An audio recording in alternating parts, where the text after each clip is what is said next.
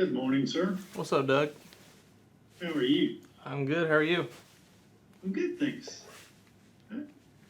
Jared, we all good on your end? We're set. Okay, well, we will go ahead and get started. I'd like to welcome Justin Thomas to the virtual interview room here at the Memorial Tournament presented by Nationwide. Justin, thanks for joining us. Making your 8th start here at actually 9th if you include playoff at the Workday Charity Open last year, but a couple of top 10 finishes in the Memorial Tournament. You've obviously had a chance to get out and see the course. Just your thoughts on being back here and some of the changes that the course has undergone. Yeah, the course is great. I was saying to one of my Pro-Am partners today that I feel it's one of the best redesigns I've seen. I think a lot of times a redesign actually makes the golf course worse, as crazy as it is. And I think Jack did a great job of making it more playable for the amateurs and the members that are here, but also making it more challenging for us. And the greens have it's mind-blowing to me how good of shape the golf course is in for less than probably 11 months from when they started all this. I remember Sunday of the Memorial last year, them tearing up greens as the guys in the final group were kind of playing. So the course is tremendous as always, and I think Jack did a great job of the golf course. And a lot of us have tried to spend the last couple of days trying to get used to a couple of the changes. Okay, and just one more question from me, and then we'll open it up and take questions. 5 top 10 finishes, obviously highlighted by your Players Championship win. Just a couple comments on how you're feeling, state of your game heading into the week. To be honest, the state of my game is not great. I think that my play recently has shown that. I've not had a very good calendar year, I would say. Had really just a good weekend at the Players, and I played well there a couple events early in the year, but I just haven't really had any results to show. I've been struggling a little bit with my swing, and I haven't been near as consistent as I have been in the past, but I feel like I'm not as far off as the results show, and then there's some days where I feel really far off, but just kind of need a little spark and just kind of get something going. But unfortunately, to answer your question, no, everything feels pretty average. Okay, all right. Well, I admire the honesty. We'll take a few questions now. We'll start with Steve DeMiglio, USA Today. Steve. Can you talk specifically about the changes on the 16th hole and what will those changes make that hole become now? I didn't notice much, to be honest. If anything, the far right bunker just became a harder bunker shot. I know that the front of the green isn't really a ridge; it's just kind of a gradual thing. But that wasn't really that big of a difference because that's kind of where we're trying to land it anyway. And then there's a little bit bigger slope kind of going to the back part. But it's still a really hard hole. I think it would be a lot better hole from the tee up. I just think it's a hard green to hold. That back section with a 6-iron or 7-iron and potentially a 5-iron if you get a different wind. So I think it's still a really difficult hole, and tee dependent and wind dependent, it changes it. But I think the right bunker shot has become more difficult because it all slopes away more. But in terms of the back of the green, I didn't really notice much of a difference. And could you please tell us why you did what you did for Mike Vessaki last week? Yeah, I was a little irritated that I got out. I didn't really want it to. That wasn't the intention of it. I saw the video of Mike calling his dad after he Mondayed in Valspar, and in a day and age where it seems like anything in the media is negative and not good these days, I just felt it was so refreshing and great to see and how genuine his excitement and emotions were.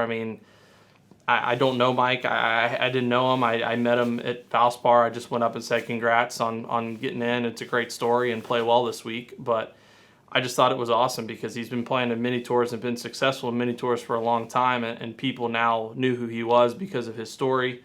And I don't know, it for some reason hit home to me. And it just was like, man, this is a dude who's been grinding for a long time. And there's a lot of people, not just him, that are doing that. But I just wanted to help in a little way, and what I'm most happy about is the recognition he has got, and And I heard that someone on the board of, I don't know if it's true or not, on the board of Charles Schwab heard about what I did and wanted to sponsor him and take care of him and his expenses and everything throughout the rest of the year or however long it is. And that's what I'm most happy about, the fact that he is able to now take advantage of more opportunities because of just something little that I did. And again, it wasn't the intention for it to get the publicity it did. I just wanted it to be direct between him and I. But if it helps him get more notoriety and helps him and others, able to pursue this dream of playing on the PGA Tour, then so be it. Thank you, sir. Okay, we go next to Bill with the dispatch. Bill. Hi, Justin. 2 questions. You said you really were happy with the changes that Jack made to the course. Could you kind of elaborate on why you think the course is actually better and maybe more challenging? And specifically, could you talk about 15? Yeah, I think it's a little longer, so that's going to make it more difficult always. And some of the bunkers that you could potentially take out of play if you got the right wind, you can't quite anymore. But I don't know. It just for such huge differences in like number 1 and number 10 green, it looks like it's been there forever, and it looks natural. It looks normal, and that's hard. I mean, Jack's been doing this for a long time, so he knows how to do it. And someone like me, I wouldn't know how to, but I just think he did a great job, and in terms of just kind of making it look like it's fit and it's been there. And I mean, I love the golf course before. I still love it now. I think it's a great track, a great test, and it's a place where you can go out and shoot 64 or 5 or 6, but it's also a place you can shoot 74 or 5 just as easily if you're not playing well. And I think this golf course still has that aspect to it. It's just routed a little differently. And then 15, I like the hole before, and I still like it. I think it definitely favors the right to let ball fly off the tee, so the tee shot isn't as comfortable for me, but you hit a good drive, and then you have the opportunity to still try knocking on the green and make a 3. I think the green is definitely better with having less slope. If you hit it over there left at the green, it's not near as penal, especially that front area, and it just kind of widened and made it a little bit bigger for some options of some back pins. Thank you. Okay, next we got Ben Averill with PGAtour.com. Thanks, mate. Justin, you were great on Michael before. Can you just talk to the wider situation where the tour uniquely has the opportunity for guys to Monday qualify a lot of these weeks? It's a walk-on situation, and how cool, I guess, and unique that is, that this opportunity for others than him exists. It's great. It's hard to explain, and it's really hard to explain to someone that's not in golf or doesn't understand golf. The opportunity that you could go out and Monday qualify. Like it just literally takes one. Well, you know what I mean. Maybe not realistically, but you could. But it's just the opportunity that someone who's been pursuing golf their whole life, someone who just wants to go try to Monday qualify, it's hard to argue with someone talk with someone that's like, I wish I could have a chance, or I wish I could do this. Obviously, some people get through Q school and have different mini tours, whatever it is, and it's not the same chance. But at the end of the day, you do have a chance. Someone does have a chance to go Monday qualify and has the chance to go potentially play well, have the week of their life, change their life forever. And you don't see, obviously, stories of guys that Monday qualify and win or have a great chance to win very often. But the fact that it is possible in itself, I think, is very, very unique, and just adds to the many, the list of many things why golf is pretty special. Cheers, mate. Thanks. Okay, next we got Dave Shedlowski, Golf World. Dave, go ahead. Hi, Justin. How are you? Good. Just two questions, please. First of all, I know you never lack for motivation. Just wondering, is this a little bit of a bittersweet week being here in Columbus and maybe wanting to play a little harder this week? Yeah, it's weird being here. My grandma actually moved. Not many people at her age decide to up and move her life, but she moved to North Carolina, and she did it just late enough to miss Quail Hollow and just early enough to miss this tournament. So I'm starting to think that she doesn't really like me or something. But we offered to bring her here, but she just got settled in last week, so unfortunately going to miss her. But hopefully, if she somehow sees this, I can convince her to come and to come hang for the the week or the weekend, something like that. But it is, I mean, this was always a special event with them here, and it's still just as special and probably even a little bit more special not having my grandfather here anymore. But it is an event that I feel like I'm very similar to the players and a handful of other places that I do feel like I'm going to win here at some point in my career. I just really like the golf course, and it's my part of the country where I grew up, and not too far from Louisville. And I hope it happens, but you don't know if it will. But it sure would be special, whenever that time comes. Would be.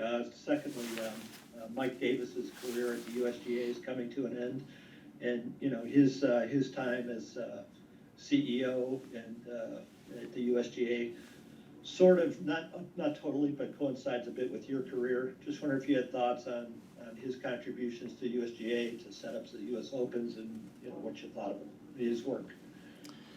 Yeah, I mean, I think his setups of the U.S. Open are just a very minuscule part of what he's done for the USGA. I mean, there's, I would say 99.5% of what he's done for the USGA is stuff that I'll never know. I mean, he's grown, the USGA for whether it's events internally, making the game better in a lot of areas that I don't know. I mean, obviously, I just see the side that influences the professionals and myself and the U.S. Open. So it's probably not a fair judgment of what he's done for the USGA, because I know that there's definitely some events that could have, gone a little bit better in terms of course setup. But it's not all him. It's a lot of people that are involved, and they learn from it. And he handled them all with grace, and tried to continue to get better. And I know that he's created a great pathway for the future of the CEOs of USGA, and he's done a lot of great things for the game of golf. Thanks very much. Enjoy the week. Thanks. Appreciate it. Okay, we've got Bob Harig with ESPN.com. Bobby? Thank you. Hey, Justin, thank you. You had a little social media banter with Phil after he won the PGA. I'm just curious, what were you most impressed with about the way he won, and just maybe speak to how he did that with really not showing a whole lot of form for a while?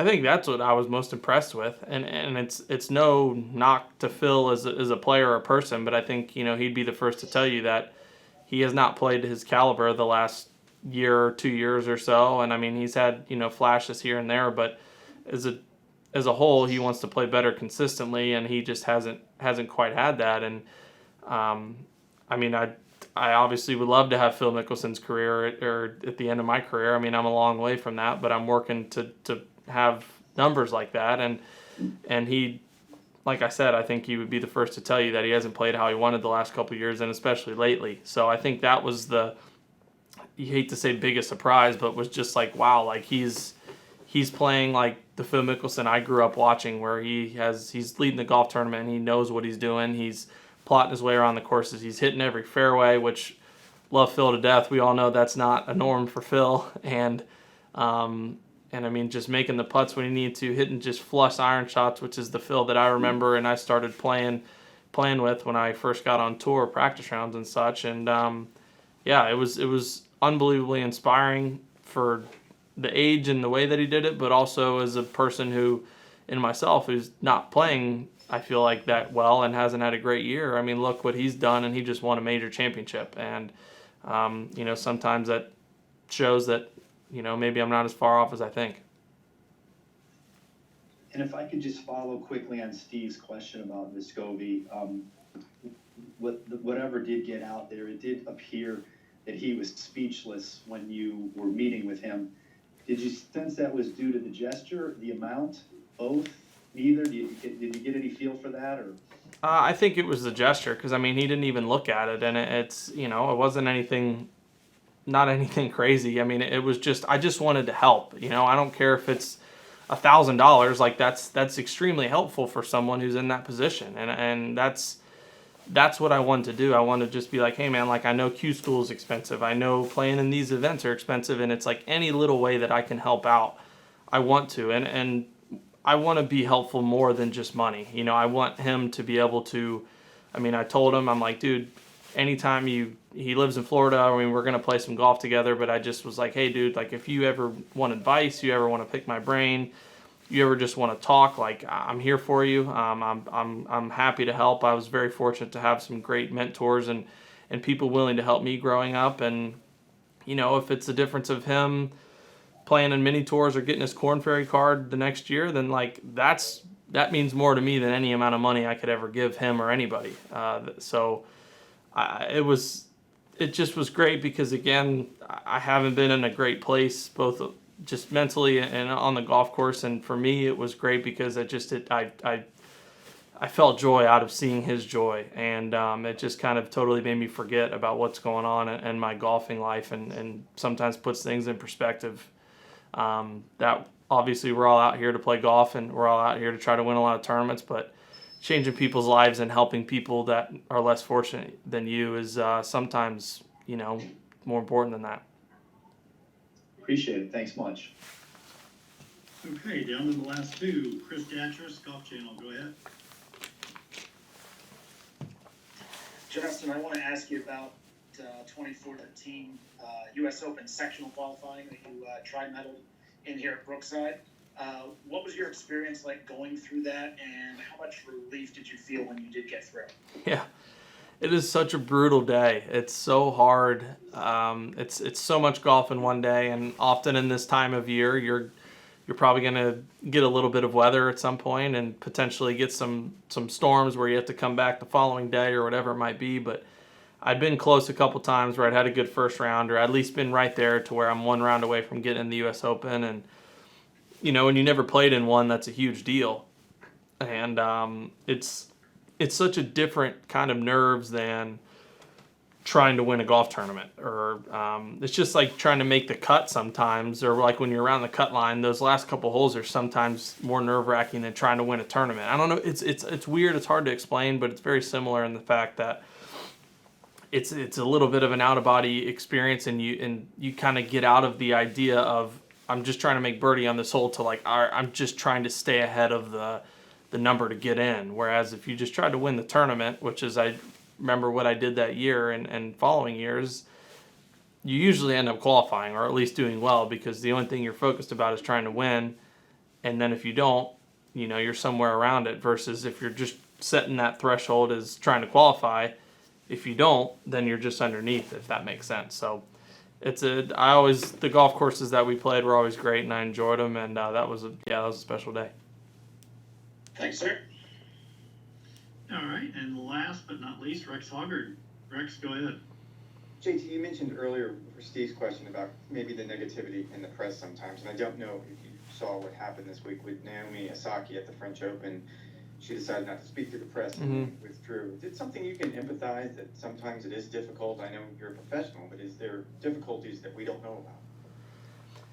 You know, it's tough, and I felt terrible for her. I mean, I don't know as much about the story as I should. I read briefly the headlines, which is another thing. It's like you can't get a whole story out of a headline, and I think it's more of how things are portrayed, of maybe how they're said. I mean, when, you know, Rex, if you and I are having a conversation, and you know me, I'm very sarcastic. I like to have fun, and I might say something in light spirit, whatever it might be.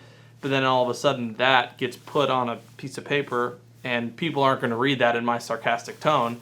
And now all of a sudden it comes off as arrogant, or it comes off as cocky, or it comes off as spoiled, or it comes off as maybe not appreciative, or whatever it might be, when really you and I were just BSing and someone didn't take it the right way.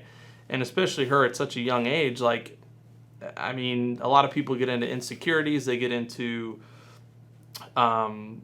just, it's so important to especially grow in your brand, and you want people to think highly of you.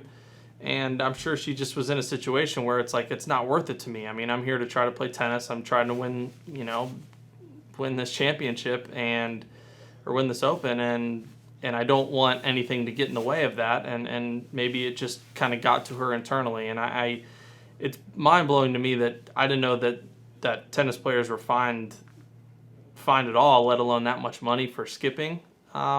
Media. I mean, selfishly, I think that's a right that we deserve to be able to say yes or no to. And I have a great relationship with a lot of you guys, and because you guys are gracious to me, I'm fine talking to you. Obviously, if I didn't have a good relationship, it might be different, but that's what it is. And it can be tough at times, and I think there's certain times in your life or whatever it might be that you maybe just need less of it. But I just think there's so many good stories out there and so many great things going on in sports and in the world that it doesn't always need to be negative. So I think that's kind of where I was going. That's a really long answer to your question, but there it is. Appreciate it. I'll stop being sarcastic with you. I gotta cut down on that. Please don't. And they can still qualify for the PGA Tour event, just so we're clear. Yeah. Don't stop. Don't stop. All right, well, Justin, that's all we got for you. We appreciate your time. We certainly hope you have a great week this week. Thank you. Thank you, Dougie. You too.